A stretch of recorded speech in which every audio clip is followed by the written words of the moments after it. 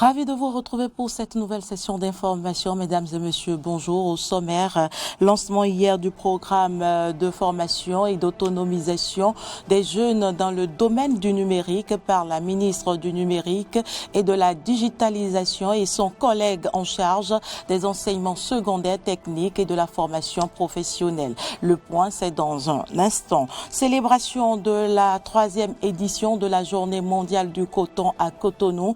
La route du coton, c'est le panel de débat qui a permis aux acteurs de la filière de mettre en exergue les avancées du Bénin dans le secteur. Et puis Emmanuel Macron lance aujourd'hui le nouveau sommet France-Afrique, des assises qui visent à donner la parole à la société civile plutôt qu'aux chefs d'État africains.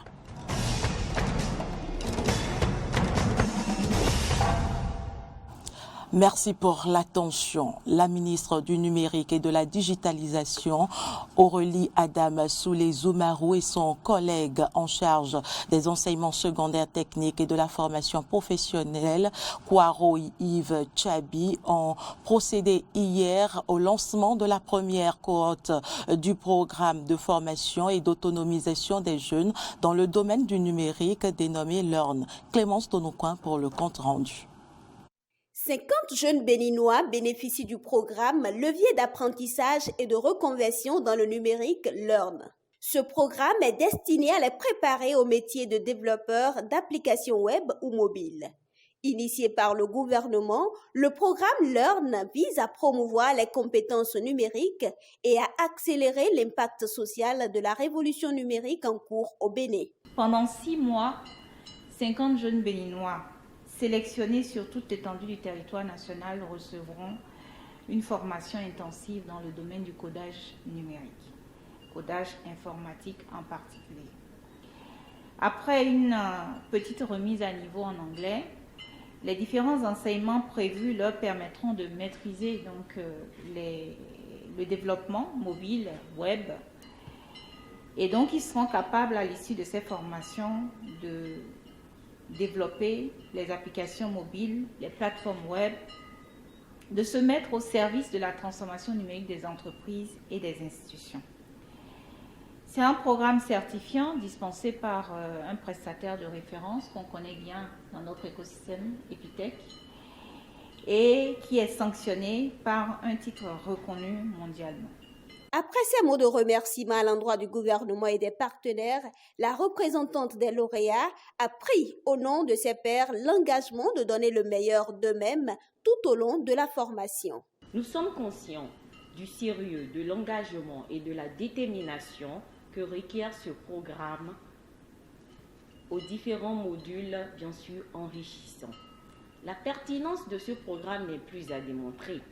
Et s'il y a une chose que nous, lauréats de la première cohorte de ce programme, pouvons vous promettre, Madame la Ministre, c'est d'être à la fin de cette formation intensive des professionnels prêts à mettre à profit leurs nouvelles compétences dans le domaine du numérique auprès des entreprises et participer activement à l'accélération de l'impact de la révolution numérique en cours au Bénin depuis 2016.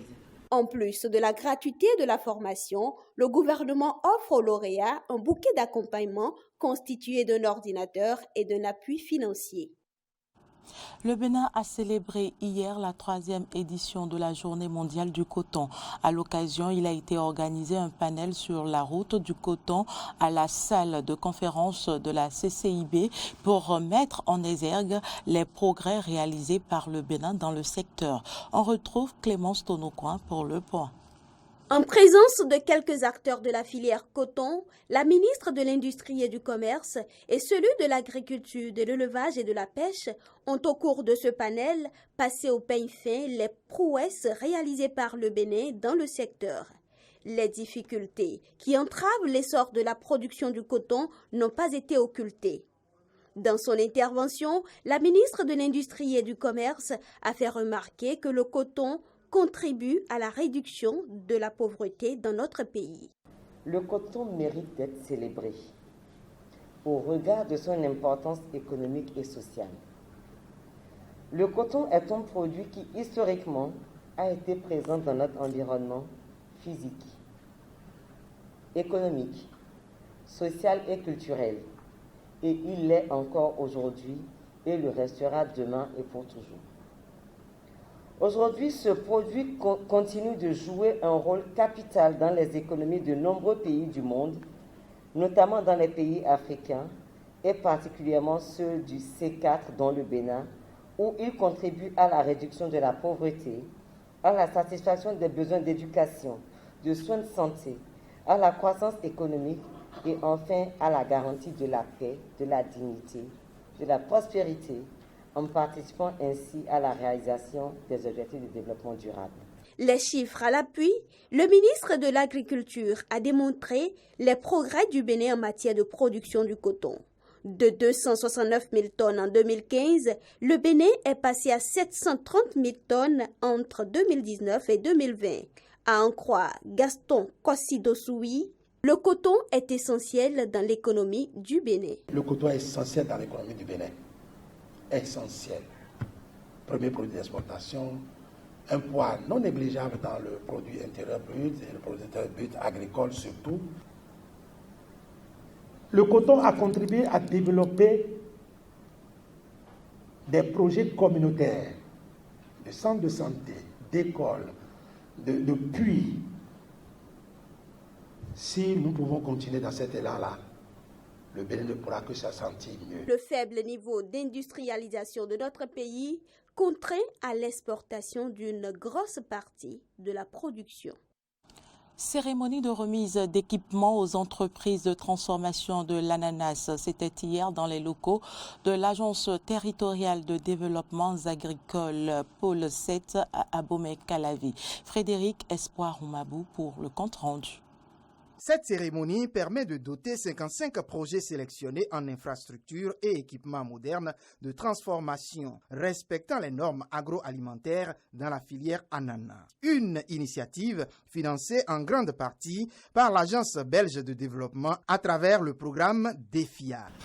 L'ambition de Enabel à travers le programme DEFIA est de lever les goulots d'étranglement en appuyant les entreprises de transformation d'ananas du Bénin à se doter des équipements modernes, performants et répondant aux normes agroalimentaires.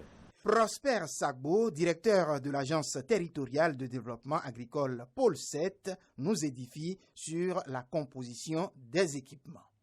Le lot d'équipements et de matériel de transformation objet de la présente séance de remise comporte des extracteurs électriques, des cuisseurs en inox, des pasteurisateurs en inox, des tanks de stockage de jus, des tables de découpe et de conditionnement, des remplisseuses automatiques, fallasseuses automatiques, étiqueteuses, d'impression sur bouteilles, cartons et canettes, d'appareils frigorifiques et d'un important lot de petits matériels que sont les capsuleuses, thermosoudeuses, thermomètres agroalimentaires et réfractomètres. Officiant en sa qualité de vice-président de la Fédération nationale des coopératives de transformateurs de l'ananas au Bénin, Yves Antonin Arwangan a rassuré de la bonne utilisation des équipements reçus. Les équipements mis à notre disposition ce jour sera utilisé à des fins utiles pour booster le secteur de la transformation de l'ananas au Bénin. Nous voulons profiter également de cette occasion pour plaider l'accélération du processus de construction des unités de transformation qui accueilleront ces jolis équipements reçus ce jour. Le présent geste répond à la volonté de l'Agence belge de développement d'accompagner le gouvernement du Bénin pour l'atteinte des objectifs de transformation retenus pour la filière ananas. Une note sportive dans cette édition, les écureuils du Bénin étaient face à l'équipe tanzanienne hier après-midi dans le cadre des éliminatoires de la Coupe du Monde Qatar 2022. Un match qui s'est soldé par la victoire du Bénin, 1-0. Un but de l'attaquant béninois Steve Mounier intervenu à la 71e minute du jeu. Suivez les premières réactions des supporters béninois après la victoire de l'équipe nationale. Ils sont au micro de Maury Arnaud Agua. En tant que Béninois, on ne peut pas satisfaire parce que le Bénin a gagné. Néanmoins, il reste beaucoup à faire parce qu'il y a le milieu récupérateur et le milieu qui n'a pas marché. Après le départ de Cessignon et le départ de Goubi, on n'a jamais encore trouvé un joueur capable de remplacer ce milieu-là. Donc, il va falloir que nos dirigeants cherchent un meilleur directeur technique national à la recherche de bons joueurs. Alors que c'est comme ça, on pourra quand même avoir une bonne équipe et avoir une équipe comme le Bénin d'avant. Suite au match joué par le Bénin face à la Tanzanie, mes impressions sont des impressions de joie, de grande satisfaction. Comme vous le constatez, je suis comblé de joie. Je remercie toute l'équipe, le staff technique, l'entraîneur national Michel Dussillet. Je remercie Saturnin Lagbe pour sa prestation de ce soir. Je remercie également le capitaine, l'emblématique Khaled Adeno, qui a fait un très bon match. Je remercie toute l'équipe. Je remercie le buteur Steve Mounier, l'emblématique attaquant béninois Steve Mounier, qui a marqué le but. Et je parlerai aussi de l'équipe adverse, l'équipe de la Tanzanie, qui a amené notre équipe. Mais ils n'ont pas pu arriver à égaliser le but. Ils ont dominé le match, mais la victoire était de notre côté. Les écureuils nous ont encore émerveillés ce jour. On les a suivis, mais pour moi, c'est par la radio que je les ai suivis. Donc, je n'ai pas encore regardé le match. Et ce que j'ai remarqué, parce que j'ai suivi ça du bout en bout jusqu'à la fin, et les commentaires nous ont prouvé qu'ils ont bien joué. Bien vrai que le match a été dominé par la Tanzanie, mais le Bénin a joué, ils ont joué. L'essentiel, c'est la victoire. Nous avons eu la victoire. Et nous allons dire à l'entraîneur de regarder encore le match pour savoir ce qu'il y a à corriger. Parce que on ne va pas voir l'adversaire venir chaque fois toucher le gardien. À tout moment, on voit que l'adversaire, alors qu'il y a la défense là, il y a les attaquants là, mais ils ont pu traverser tout ce monde-là et aller faire face au gardien. C'est parce que nous avons un bon gardien aujourd'hui. Nous saluons beaucoup à Lagbe. Les Tanzanie, c'est un match équilibré. Ça s'est bien passé. C'est un bon match qu'on a suivi. Et on est à l'aise pour la victoire. 1-0. On est premier dans notre club. Donc on est fiers. Tous on est fiers. Je suis joyeux. Non, je suis totalement satisfait. Je suis vraiment content du match qu'ils ont livré cet après-midi. Ils ont vraiment mouillé le maillot. J'étais vraiment content. Je suis vraiment content. Actualité en dehors du Bénin, donner la parole à la société civile plutôt qu'au chef d'État. C'est l'objectif du nouveau sommet Afrique-France qui s'ouvre aujourd'hui. Quelques 3000 participants sont attendus à Montpellier avec des rencontres, des tables rondes entre sociétés civiles africaines, françaises et celles de la diaspora sur des sujets économiques, culturels et politiques. Le chef d'État français souhaite rénover les relations avec l'Afrique en développant par exemple un fonds d'innovation pour la démocratie de 30 millions d'euros afin de soutenir la société civile et la jeunesse africaine. Une jeunesse avide de savoir, comme nous l'explique Joe Lolonganekoil, entrepreneur au Congo. En Afrique, souvent, comme on dit, on ne donne pas du poisson à un pêcheur, mais on l'apprend à pêcher. Et c'est ce qui nous manque aujourd'hui. Aujourd'hui, nous devons avoir les connaissances, le savoir. Si nous prenons un exemple avec la Chine, qu'aujourd'hui, lorsqu'elle traite un marché avec la France, elle demande non seulement, elle acquiert par exemple des Boeing ou Airbus, mais demande aussi le partage de savoir. C'est ce qui peut se passer aujourd'hui. Comment expliquer qu'aujourd'hui en Afrique, par exemple, en RDC, mon pays, où nous avons du cuivre, du cobalt, mais nous n'avons pas des câbles électriques pour transporter l'énergie, parce que nous n'avons pas le savoir. Et aujourd'hui, je pense que cette jeunesse-là, par exemple par le biais de l'ambassade de France en RDC, qui a sponsorisé une start-up qui est dans le numérique, afin de former des jeunes qui ont aujourd'hui leur première promotion, ont tous pu avoir un travail. Et c'est ça qui est le plus important, c'est le savoir. Un sommet qui intervient alors que les relations entre la France et certains pays africains sont au plus bas. Les sujets qui fâchent seront sur la table, promet l'entourage d'Emmanuel Macron. On en parle avec nos confrères de RT France.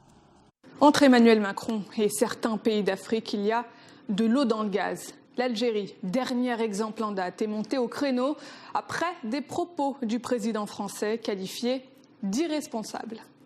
La nation algérienne post-1962 s'est construite sur une rente mémorielle et qui dit « tout le problème, c'est la France ». L'histoire officielle est totalement réécrite et ne s'appuie pas sur des vérités, mais sur un discours qui, il faut bien le dire, repose sur une haine de la France. Est-ce qu'il y avait une nation algérienne avant la colonisation française? C'est la question. Il y avait de précédentes colonisations. Moi, je suis fasciné de voir la capacité qu'a la Turquie à faire totalement oublier le rôle qu'elle a joué en Algérie et la domination qu'elle a exercée. Voilà comment, d'une pierre deux coups, on fâche et l'Algérie et la Turquie. Quand Alger parle de faillite mémorielle, Ankara accuse Emmanuel Macron de populisme. Ces déclarations populistes sont mauvaises au plus haut point. S'il a des choses à nous dire, qu'il nous les dise en face et pas dans notre dos. Nos partenaires étrangers ont besoin de décoloniser leur propre histoire. Ils ont besoin de se libérer de certaines habitudes, de certains comportements, de certaines visions qui sont intrinsèquement liées à la logique incohérente portée par la prétendue civilisation de l'Occident, qui a été la couverture idéologique pour essayer de faire passer le crime contre l'humanité. Cette décolonisation opérée s'annonce comme une priorité pour faire en sorte que ce que je qualifierais de faillite mémorielle, que trahissent les propos concernant l'Algérie, qui ont été tenus récemment par les autorités françaises. L'Algérie qui est loin d'être le seul pays d'Afrique en bisbille avec la France. Peu avant cet épisode, le Mali avait accusé les autorités françaises d'abandon en plein vol après la décision du retrait de la force Barkhane du Sahel. Accusation inacceptable et indécente pour l'exécutif français. J'ai été choqué. Ces propos sont inacceptables.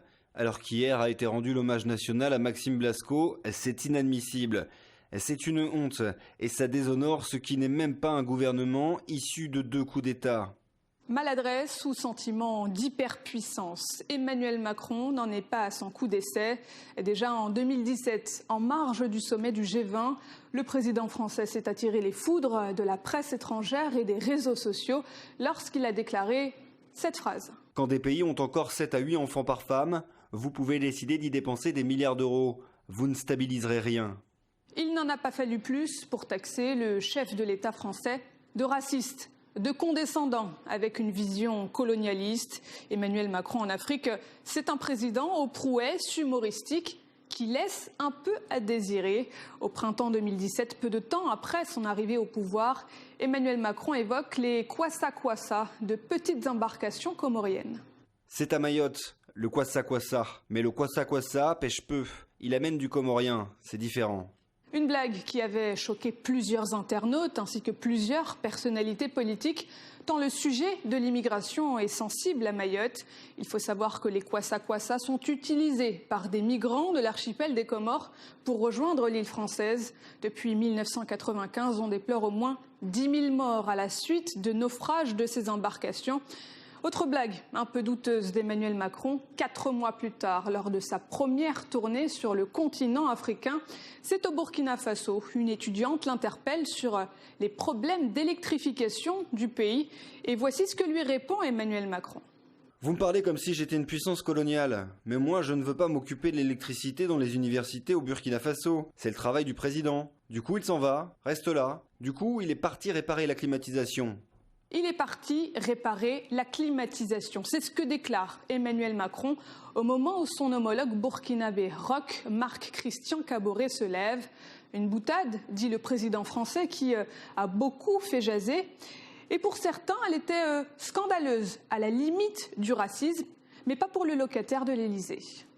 Nous plaisantons. Cela a fait rire le président burkinabé. Tout ça est ridicule. Le rire est une relation d'égal à égal. Le rire, une relation d'égal à égal. Mais le président français se serait-il permis une telle boutade face à un dirigeant non africain? Donald Trump, Vladimir Poutine ou alors Xi Jinping? Rien n'est moins sûr. Quoi qu'il en soit, Emmanuel Macron n'est pas le seul président français à avoir défrayé la chronique en Afrique. Plus de 10 ans après, tout le monde se souvient du discours de Dakar de Nicolas Sarkozy qui estimait, je cite, que l'homme africain n'était pas assez entré dans l'histoire, laquelle a l'air de se répéter. La Guadeloupe, qui se remet lentement d'un été cruel, entame ce vendredi la première phase de son déconfinement. Un retour progressif à la vie normale avec, entre autres, la levée des limitations de déplacement. Mais la situation reste compliquée sur l'archipel. L'obligation vaccinale des soignants ainsi que le pass sanitaire sont toujours très contestés par les populations. Le calme aura bientôt fini de régner. À partir de ce vendredi, l'activité habituelle va pouvoir reprendre dans le port de la commune du Gosier. Depuis le 4 août dernier, les déplacements des Guadeloupéens sont limités à un rayon de 10 km maximum autour de leur habitation. Les habitants de l'archipel sont également soumis à un couvre-feu entre 20h et 5h du matin. Le taux d'incidence est en dessous de 75, puisqu'il est de 63, je crois, pour la semaine écoulée. Le taux de positivité est en dessous de 5% et la pression à l'hôpital est redevenue à une pression qui existe toujours, puisque les plans blancs sont toujours activés. Et en revanche, c'est une pression qui est aujourd'hui beaucoup plus supportable que ce que nous avions connu pendant le pic de l'épidémie. Et donc, nous pouvons confirmer l'entrée dans une phase de déconfinement. Le couvre-feu est maintenu, comme je l'avais annoncé vendredi dernier, mais il est repoussé à 22h jusqu'à 5h du matin. Et en revanche, la règle de libre circulation redevient la règle normale, devrais-je dire. Il n'y a donc plus de restrictions liées à un confinement avec une zone de 10 km. L'ensemble de la circulation devient libre sur le territoire de la Guadeloupe à compter de vendredi matin. Pas de changement en revanche pour les horaires d'accès aux plages et aux rivières, de 5h à 11h le matin, puis de 15h à 18h l'après-midi. Les bars et discothèques restent fermés et ne pourront rouvrir qu'au moment du déconfinement total, dont la date n'est toujours pas connue. En Guadeloupe, 44% seulement des plus de 18 ans ont reçu une première dose contre 89% en métropole. Il faut dire que le débat sur le pass sanitaire et l'obligation vaccinale pour certains professionnels est assez virulent dans l'archipel, la contestation sociale s'exprimant jusque dans les établissements de santé. Ce qui se passe dans nos hôpitaux est vraiment pas joli, parce qu'il y a des personnes qui font des actions de sabotage à l'intérieur des établissements. À titre d'exemple, ils ont déversé de l'huile de vidange dans les services des ressources humaines du CHU ces derniers jours. Ils mettent de la colle dans les serrures, ils bloquent certains accès qui font clairement qu'il y a probablement des désorganisations, voire des pertes de chance pour les patients. Donc, je comprends qu'on puisse s'exprimer, mais là, c'est vraiment des actes qui sont des actes répréhensibles. Selon les chiffres de l'Agence régionale de santé, plus de 800 personnes sont décédées à l'hôpital depuis le début de l'épidémie. La prochaine phase du déconfinement est annoncée pour le 22 octobre prochain, si les indicateurs sanitaires continuent de baisser. C'est tout pour cette édition. Merci de nous avoir suivis. L'information se poursuit sur nos différentes plateformes digitales, Facebook, Twitter, YouTube et sur notre site internet www.benin-eden.tv.